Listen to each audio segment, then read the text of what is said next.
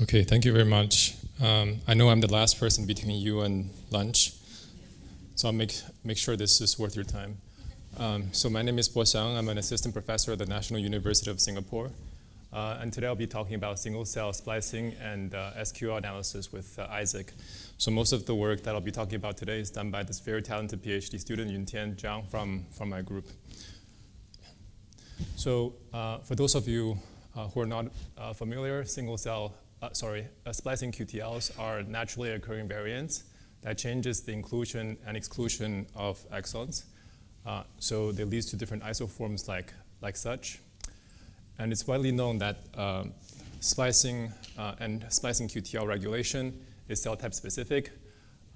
They occur in certain cells, but stronger in certain other cells. So a number of high-profile publications have studied single-cell QTLs. So you see that these papers, but all of them focuses on the expression effect or the genetic regulation of expression, which is eQTLs. And there's also a number of literature on splicing QTL analysis, but most of them, or actually all of them, are focusing on bulk splicing QTL. You'll be familiar with a lot of them. So for example, sQTL Seeker, sQTL Seeker 2, Dustal, Leafcutter, and Glimpse. However, single-cell splicing QTL mapping remains a major challenge. So we sort of tackled this challenge head-on from 2023 to 2024. So what we did is that we sampled 474 individuals of East Asian, Southeast Asian, and South Asian. These are the three prevailing populations in Singapore, which covers about 94% of the genetic diversity of Asia. Sampled about 1 million PBMCs. And then back then, we didn't have a very good single-cell splicing analysis pipeline, so we instead adapted Leafcutter, which was the de facto bulk sQTL analysis pipeline at the time. So what we did is that we used pseudobulk analysis, and then using Leafcutter, we were able to recover a complete pathway based on our single-cell splicing data, basically from regulatory variants to their eQTL, which changes the protein expression, which then changes the exon inclusion and exclusion of exon 4, 5, and 6, and eventually changes the cell type proportion of CD4 T cells, just using single-cell QTL data. And also we were able to co-localize our single-cell sQTL signal with GWAS signal and able to identify this risk gene of TCHP, and then we were able to validate its genetic effect using mini-gene assays. So we published this paper as the cover article of Nature Genetics, but this paper left us unsatisfied because of several reasons. The first reason is that there's no way to really map cell state dependent splicing QTLs. And this is because pseudobulk analysis by default is an average of all the cells in that cell type. So we basically average out all the cell state dependent QTLs. And the second is that there is a lot of single cell specific sequencing artifacts that are different from bulk sequencing artifacts, right? So this includes high PCR duplicates because we start with so low amount of RNA starting material. We have to do 10 more cycles of PCR, which significantly and exponentially increase the noise. And also the 5' and 3' read bias, which I'm showing here. So as you can see, this is the TSS, this red dotted line, and this is the TES, this red dotted line. So this is 5' 10x data, right? And you can see there is a severe bias towards the 5' end. And I'll come back to this effects later. So then we decided to improve on the tool. So we made this new tool called ISSAC, which stands for Integrative Single Cell Splicing Analysis and sQTL Caller. So I'll go through how this tool works step by step. The first step is that we're not doing pseudobulk anymore. So we were very ambitious initially. We wanted to do truly single cell, but then we were unable to do so because single cell is just too sparse for us to analyze any splicing. So instead, we settled on a sweet spot, which is meta cells. So basically, we aggregate somewhere between 10 to 20 cells per meta cell So this reduces the sparsity significantly while allowing us to still get at cell type and cell state dependent QTLs. So, but this leads to a different problem, which is that, as you can see, if we use the standard QTL mapping, this is the phenotype Y, this is the genotype X, and this is covariates. So you see that there's repeated measures of the metacells, right? So instead of one measurement per individual, now per individual you have many different measurements, right? So, so to mitigate this, we added a genetic relationship matrix in a mixed model. So what we do is that then we can model now the relationship between these metacells, and we can properly account for their inter-individual relationships. So, and the second part, which is the single-cell sequencing artifacts. So for the PCR duplicate, this one is easier to address, right? So this one, we can use the cell barcode and UMI-based recollapsing. So here, just a demonstration. For these two reads, they have the same cell barcodes and UMI, so we can collapse them. And also for these two reads, we can collapse them. And then instead of using Leafcutter's intron usage ratio, we devised this new novel usage ratio, which is what we call splice site usage ratio. So the first step is that we first define the splice sites. So here the font is a bit small, so I'm going to read them out: A, B, C, D, E, and F. So there's 6 different splice sites. And then suppose that we're interested in splice site C. The first step we do is that we get the junctions that includes splice site C. So in this case, it's this junction and this junction. And then we map to E, which is the splice sites that does not include junction C, but could have included junction C. So for example, we know that junction C could map to link to junction D and junction F. And then junction F instead have linked to another junction, junction A. So these are the exclusion reads. And then there's also the non-competitive junctions, right? So for example, between A to B and between E to F, these are non-competitive junctions. But these reads are there, but we're not considering them. So we define the splice site usage ratio as the reads that involve site C versus the reads that involves and excluding site C. So what's really nice about this is that it mitigates the 5' and 3' read bias problem. So I'll go back to the previous plot, which shows the 5' bias. And if I blow this up, you see that most of the reads is actually overlapping the first exon. And in fact, most of the reads are overlapping the N1, which is the non-competitive reads. So let's say if we use the Leafcutter intron usage ratio, the numerator will be I1, but then the denominator will be I1, I2 plus E, but plus N1 and N2, because all these junctions belongs to the same intron cluster that Leafcutter defines. So what this causes is that the N1, because it's just by chance, it's closer to the 5' end, is going to have a lot more reads, and its noise is also going to scale with the number of reads it has. So then the noise would dominate. And we show this using simulation, using like read-based simulation using a real gene. You see that on the x-axis is the predefined ground truth. On the y-axis is the Leafcutter recovered effect sizes. You see that there's almost no correlation between these two because the noise would dominate.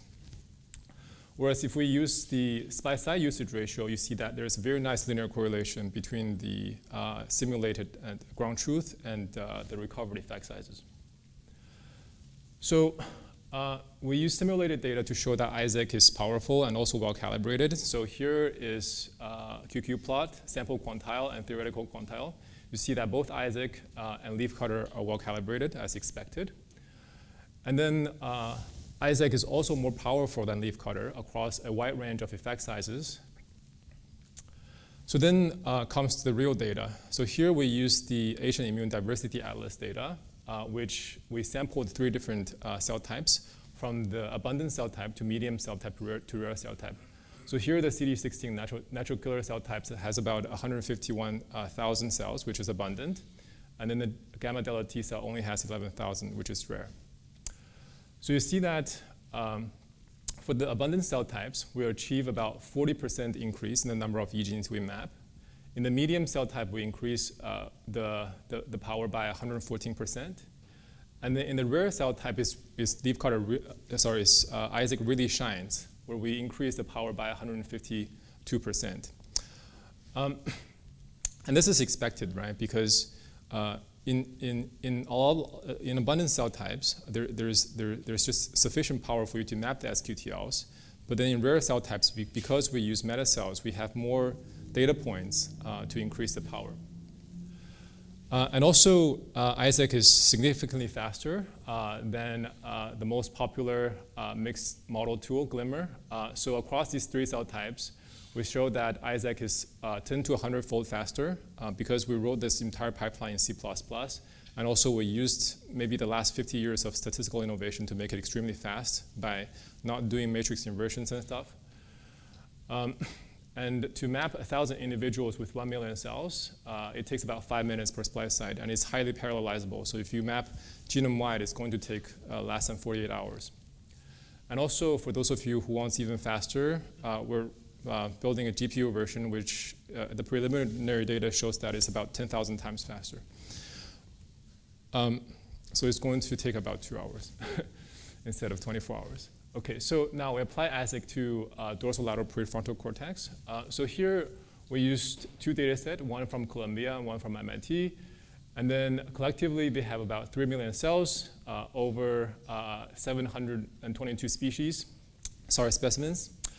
And then we classify these cells into excitatory neurons, inhibitory neurons, oligodendrocytes, OPCs, endothelial cells, microglia, and astrocytes. So we identified about 29,000 coding cis sQTLs and also 4,000 sQTLs for link RNAs.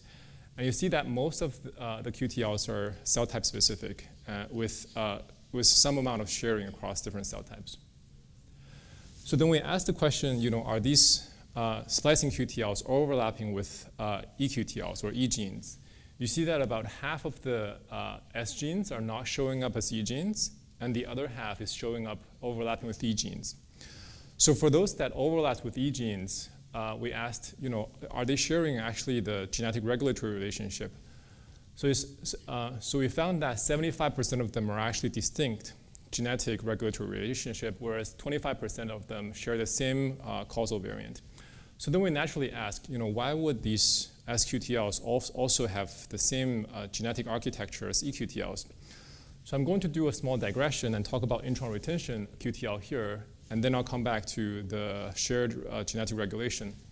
So here, in single cell, it's been a challenge to map intron retention QTLs, because in intron retention, these splice junctions are not shared with any other junction. So there's no way to form these intron clusters. So then it's very hard to detect with leafcutter. But we recognize that there's these spliced reads and non-spliced reads. So for splice site usage ratio, it's actually very natural to map the intron retention, right? So we can then use splice site usage ratio to map the intron retention QTLs, and we identified, for example, this intron retention QTL for this gene called NAGK.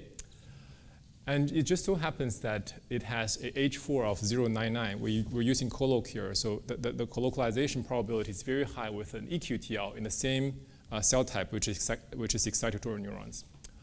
So what we found is that this variant, RS6713, is actually influencing the intron retention of this intron between exon 9 and 10, and it's leading to a premature termination codon, which leads to nonsense-mediated decay, which reduces the transcript abundance. So then going back to the previous point, why are there colloquialization between eQTL and sQTL? We found that actually the majority of eQTL that are explained by sQTL are explained by this nonsense-mediated decay mechanism.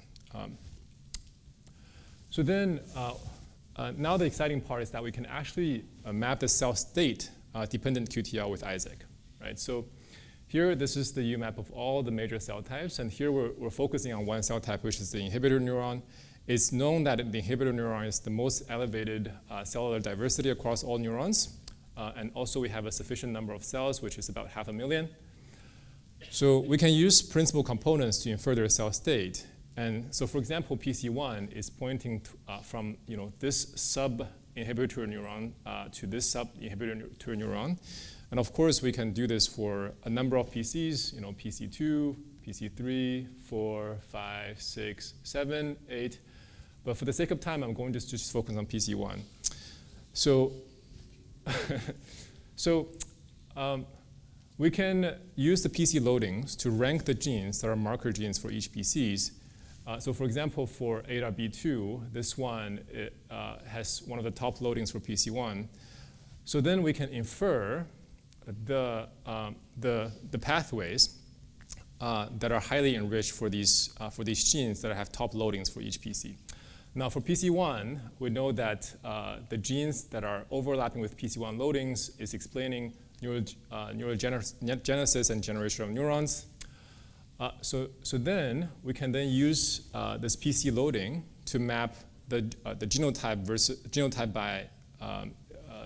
by cell state QTLs. So here, for example, for this gene PREX2, in this low PC loading space, there is a slightly negative regulation. But in this medium, there is a slight positive regulation. And if you go to the high PC loadings, then there is a highly positive QTL. So in total, we identified about 370 cis sQTLs to be cell state dependent among the APCs in the major cell types. And also, of course, we can detect Alzheimer's disease, which is about half of the population that we have, times genotypes. So here, I'm giving you one example, which is the MT1X. And what's interesting is that this gene is also cell type specific. So it's specific to the astrocytes, which is one of the less abundant cell types, which means that we're not detecting this QTL just because it's more abundant. It's actually less abundant, but it's actually cell type specific. So we're able to detect about a total of 480 bias sQTLs in about 200 S genes.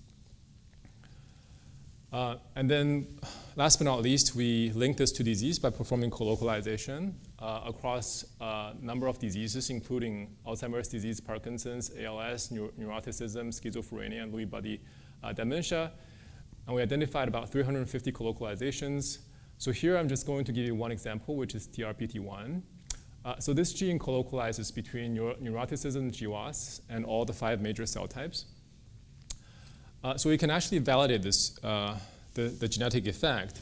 So here you see that we have this variant RS115, which is slightly distant from the splice site, right? And it's influencing the splicing level of exon 7. So here we can actually clone out TRPT1 exon 6, 7, and 8 into what we call mini-gene construct. And we created 2 identical copies of the mini-gene construct, differing by only one variant, which is this RS154 variant.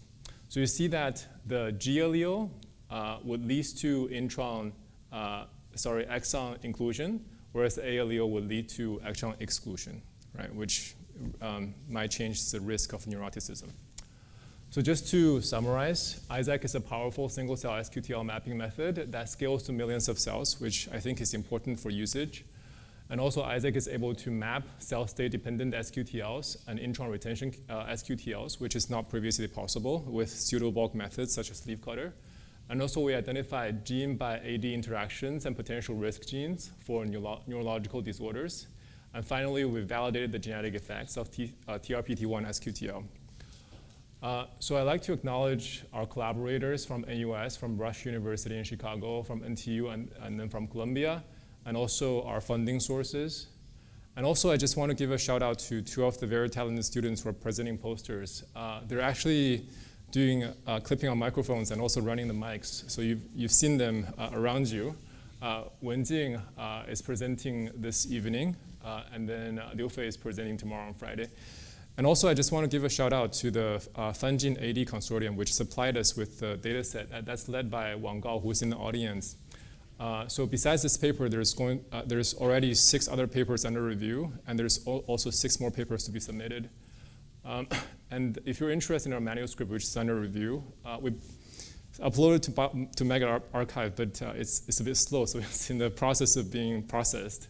But I uploaded this to my website, so it's boxiangliulab.com/s/isaac.pdf. But the code is publicly available, so feel free to use the code while you're waiting for the manuscript. Thank you very much, and I'll take any questions.